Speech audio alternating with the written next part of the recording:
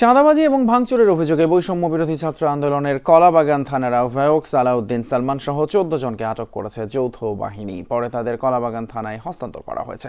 শুক্রবার দুপুরে ধানমন্ডির রাসেল স্কোয়ারে কাবিকো কনস্ট্রাকশন লিমিটেড নামের একটি প্রতিষ্ঠানে আওয়ামী লীগের অফিস সন্দেহে হামলা চালায় অভিযুক্তরা। এ সময় 3 লাখ টাকা, 4টি কম্পিউটার লুট সহ অফিসে ভাঙচুর চালানো হয়। এই ঘটনায় 14 জনকে আটক করে কলাবাগান থানায় হস্তান্তর করে যৌথ বাহিনী। আটককৃতদের কাছ থেকে নগদ 31,000 টাকা উদ্ধার করা হয়েছে। দ্রুত বিচার আইনে আটক 14 জন সহ অজ্ঞাতরা 5-6 জনকে আসামি করে মামলা করা হয়েছে। এখানে সমন্বয়ক নাই, কেউ সমন্বয়ক নাই। এটা যিনি আছেন উনি হলেন কলাবাগান থানা বৈষম্য বিরোধী ছাত্র আন্দোলনের আহ্বায়ক। এই ঘটনায় 14 জন আটক আছে, 14 জন সহ অজ্ঞাতনামা আরো 5-6 জনের বিরুদ্ধে মামলা রুজু করা হয়েছে।